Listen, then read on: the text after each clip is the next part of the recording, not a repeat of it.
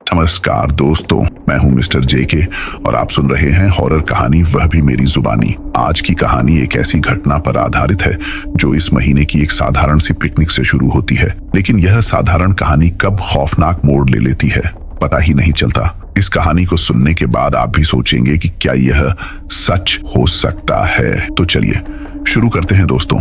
ये कहानी रीना की है जो अपनी ऑफिस टीम के साथ दिसंबर की एक ठंडी सुबह पिकनिक पर गई थी। उनके ऑफिस वालों ने एक छोटे से पहाड़ी इलाके में पिकनिक प्लान किया था। जैसे ही बस से उतरते ही चारों ओर हरियाली, पत्तों की सरसराहट और ठंडी हवा ने सबका मन मोह लिया। रीना और उसकी टीम ने पिकनिक स्पॉट पर खेल कूद, खाना पीना और खूब मस्ती की, लेकिन रीना के मन में कुछ अजीब सा चल रहा था। उसे बार बार ऐसा लग रहा था जैसे कोई उसे देख रहा है। उसने सोचा कि शायद ये सिर्फ उसका भ्रम है। शाम होने लगी थी और सब वापसी की तैयारी कर रहे थे। तभी रीना ने देखा कि उसके दोस्त राजू का फोन और जैकेट वहीं पड़ी है। वह जल्दी से उन्हें उठाने वापस गई, लेकिन जब वह वहां पहुंची तो उसे दूर झाड़ियों में किसी के चलने की आवाज सुनाई दी। दोस्तों, क्या आपने कभी महसूस किया है कि जब आप अकेले होते हैं तो आपको ऐसा लगता है कि कोई और भी आपके आसपास है? रीना को भी ऐसा ही महसूस हो रहा था, लेकिन क्या ये उसका वहम था या सच में कोई था? चलिए आगे बढ़ते हैं कहानी में। रीना ने आवाज को नजरअंदाज करने की कोशिश की, लेकिन जिज्ञासा उसे झाड़ियों के पास खींच लाई। झाड़ियों के पीछे एक पुराना टूटा फूटा कुआं था। वह वहां झुककर देख ही रही थी कि अचानक किसी ने उसके कंधे पर हाथ रखा। रीना घबराकर पलटी, लेकिन वहां कोई नहीं था। डरी हुई रीना वापस लौटने लगी, लेकिन तभी उसे कुएं से किसी के गाने की आवाज सुनाई दी। वह रुक गई। आवाज धीमे धीमे और तेज होती गई। अचानक कुएं से एक काले साए ने अपना हाथ बाहर निकाला और रीना का नाम पुकारा। रीना ने डर के मारे चीख मारी और दौड़कर अपनी टीम के पास पहुंची। दोस्तों, अब सोचिए कि रीना का नाम पुकारने वाला कौन हो सकता है? क्या वह उसकी कल्पना थी या सच में वहां कुछ था? साथियों, यह जानने के लिए आपको हमारी कहानी के अगले हिस्से को ध्यान से सुनना होगा। रीना ने अपनी टीम को सब कुछ बताया, लेकिन किसी ने उसकी बातों पर भरोसा नहीं किया। सभी ने सोचा कि शायद वह डर गई है। टीम बस में बैठकर वापस लौटने लगी, लेकिन रास्ते में बस का इंजन बंद हो गया। ड्राइवर ने बस रोक दी और सबको बाहर उतरने को कहा। अंधेरे में सब डरे हुए थे। तभी रीना ने देखा कि वही काला साया पेड़ों के पीछे से झांक रहा था। उसने चिल्लाकर सबको आगाह किया, लेकिन अब तक बहुत देर हो चुकी थी। एक एक करके टीम के सदस्य अजीब तरीके से गायब होने लगे। जब बस का इंजन स्टार्ट हुआ तो केवल रीना और ड्राइवर ही बचे थे। अगले दिन सुबह पुलिस को बस मिली, लेकिन उसमें रीना और ड्राइवर नहीं थे। बस की खिड़कियों पर रीना के खून से लिखा था, वो कुआं मत देखो। तो दोस्तों, क्या वह काला साया सच में था या ये रीना की किसी भूल का नतीजा?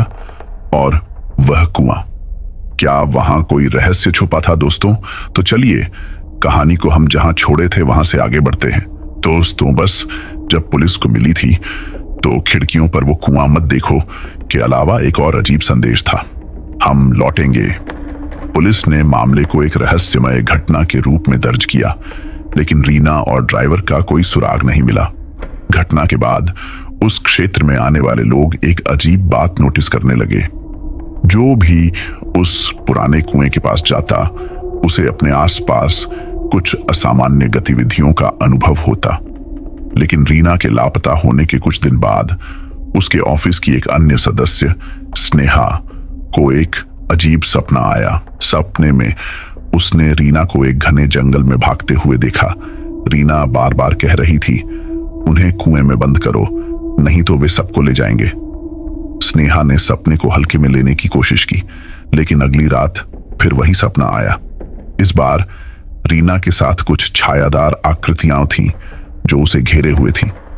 स्नेहा ने अपने कुछ साथियों के साथ उस इलाके में जाने का फैसला किया जहां पिकनिक हुई थी। हालांकि डर था, लेकिन स्नेहा को यकीन था कि रीना कहीं जीवित है। जब स्नेहा और उसकी टीम उस कुएं के पास पहुंची तो अजीब सी ठंडक ने उन्हें घेर लिया। कुएं के पास पहुंचते ही अचानक हवा तेज हो गई। कुएं के अंदर झांकने पर उन्होंने देखा कि वहां गहराई में हल्की रोशनी चमक रही थी। स्नेहा ने हिम्मत करके नीचे उतरने का फैसला किया। जैसे ही वह रस्सी के सहारे नीचे पहुंची, उसने देखा कि वहां एक अजीब तरह का दरवाजा था जिस पर खून से कुछ लिखा हुआ था। यहां जो आया वह लौट कर नहीं गया। उसने हिम्मत करके दरवाजा खोला। अंदर एक बड़ी गुफा थी जहां दीवारों पर अजीब चित्र बने हुए थे।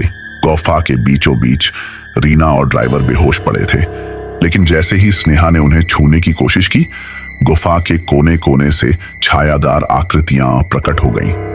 स्नेहा और उसकी टीम ने उन छायादार आकृतियों से बचने की कोशिश की, लेकिन वे बेहद तेज और शक्तिशाली थीं।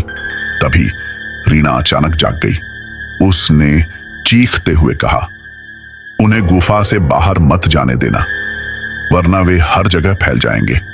रीना ने गुफा के बीच में रखी एक मटकी की ओर इशारा किया और कहा, इसे तोड़ो, तभी ये खत्म होंगे।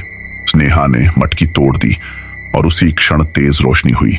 सारी आकृतियां दर्दनाक चीखों के साथ गायब हो गईं।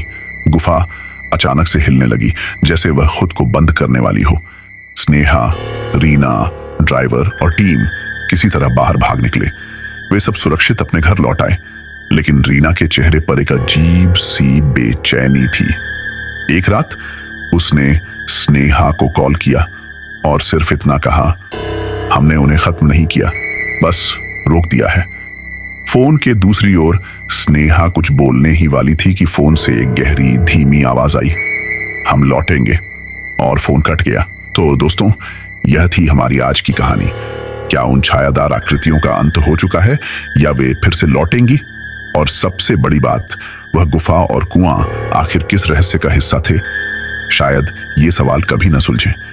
अगर आपको ये कहानी रोमांचक लगी तो हमें जरूर बताएं।